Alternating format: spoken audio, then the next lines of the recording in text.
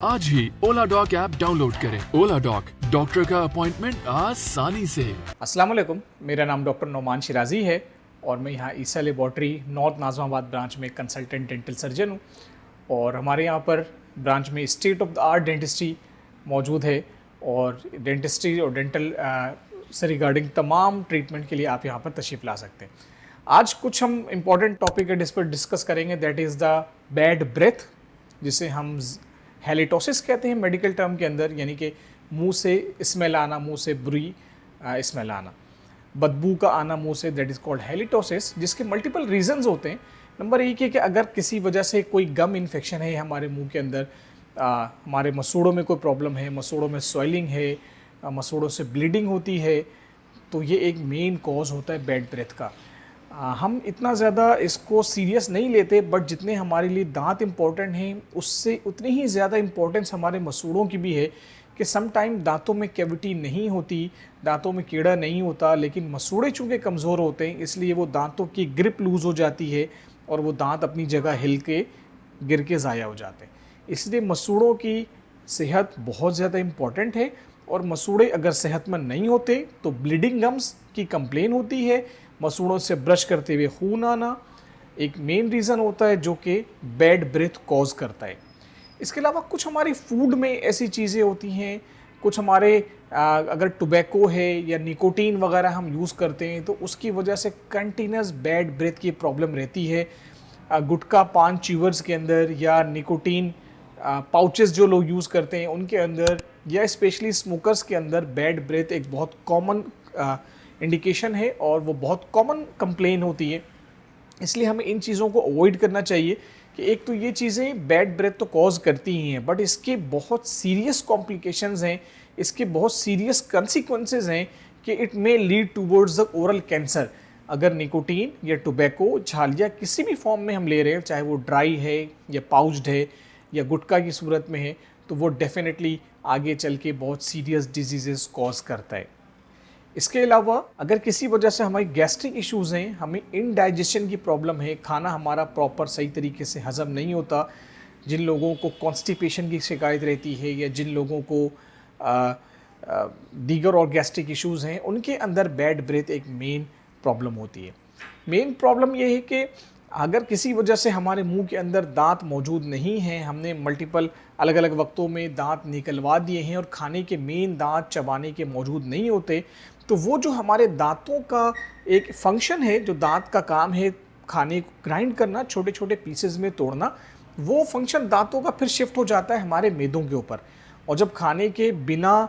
चबाए हुए बड़े बड़े टुकड़े हम निगलते हैं तो फिर वो डेफिनेटली गैस्ट्रिक इश्यूज़ क्रिएट होते हैं और जब हमारे गैस्ट्रिक प्रॉब्लम्स होते हैं तो वो गैसेस रीगर्जिटेशन करके वो हमारे सीने में जलन और वो आबी बुखारा जब मुंह में आते हैं तो वो फिर बैड ब्रेथ का बायस बनते हैं। तो गैस्ट्रिक इश्यूज़ ना सिर्फ बैड ब्रेथ करवाते हैं बल्कि अल्टीमेटली गैस्ट्रिक इश्यूज़ की वजह से हमारे मसूड़े भी ख़राब होते हैं, हमारे मसूड़े में इन्फेक्शन होना, मसूड़ों में स्वेलिंग होना जिसे हम जिंजिवाइटिस कहते हैं, और अगेन वो जिंजिवाइटिस भी बैड ब्रेथ कॉज करते हैं और हमारे गैस्ट्रिक इश्यूज़ भी बैड ब्रेथ कॉज करते हैं। इसके अलावा रिसर्च ये कहती है कि जिन लोगों के अंदर मुंह में ओरल हाइजीन जिनकी बहुत बेहतर नहीं होती, जिन लोगों की रेगुलर ब्रशिंग की हैबिट नहीं होती, फ्लॉसिंग की हैबिट नहीं होती, तो उनके अंदर भी ये बहुत कॉमन कंप्लेन है बैड ब्रेथ की। क्योंकि हम जो कुछ भी खाना खाते हैं हमारे गाल के अंदर, हमारे दांतों के दरमियान में, दांतों और मसूड़ों के दरमियान में, दो दांतों के दरमियान में कुदरती खला मौजूद होती है जहाँ पर खाने के पीसेस जाकर फंस जाते हैं। तो आफ्टर एवरी मील हमें हर खाने के बाद ब्रश ज़रूर करना चाहिए ताकि जो कोई भी गंदगी है वो वहाँ से प्रॉपर साफ़ हो सके। और रात को सोने से पहले लाजमी हमें ब्रशिंग का अहतमाम करना चाहिए, क्योंकि बिफ़ोर गोइंग टू बेड अगर आप ब्रश नहीं करते तो क्या होता है कि दिन भर में तो हम खाते पीते हैं और बातचीत करते रहते हैं, पानी पीते रहते हैं, वो खुद ब खुद अल्टीमेटली वॉशिंग होती रहती है हमारे मुंह की। लेकिन जब रात को हम बिना ब्रश किए सो जाते हैं तो वो तमाम गंदगी जो दांतों में जमा है और वो वहीं स्टे करती है और 6-8 घंटे जब मुंह बंद रहता है, सलाइवा का, थूक का फ्लो नहीं होता, दांतों की ऑटोमेटिक वॉशिंग नहीं होती, तो वो सारे खाने के टुकड़े, वो सारे ज़र्रात दांतों के अंदर जमा रहते हैं, उनके अंदर फिर डीके प्रोसेस स्टार्ट होता है उनके अंदर सड़न गलन का प्रोसेस स्टार्ट होता है और अल्टीमेटली जब वो खुद सड़ते हैं तो वहाँ से ऐसे तेज़ाबी और ऐसी केमिकल्स रिलीज़ होते हैं जो दांतों को ख़राब करते हैं। तो ओरल हाइजीन का अच्छा ना होना दांतों को भी ख़राब करता है और इसके अलावा हमारे बैड ब्रेथ का भी बायस बनता है।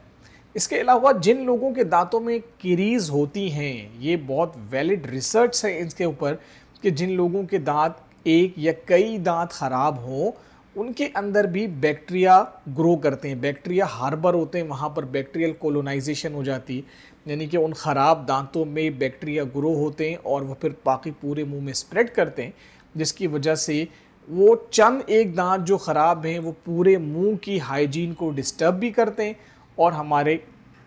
बैड ब्रेथ का भी बायस बनते हैं। तो देयर आर मल्टीपल फैक्टर्स जो कि हमारे मुंह की बदबू का बायस बनते हैं। इसके अलावा सर्टेन और मेडिकल कॉम्प्लिकेशंस हैं, सर्टेन लीवर कंडीशंस के अंदर या कुछ किडनी डिजीज़ के अंदर भी बैड ब्रेथ रिपोर्ट होती है। इसके अलावा एक चीज़ है ड्राई माउथ, किसी वजह से अगर हमारा थूक कम बनता है या जिन लोगों को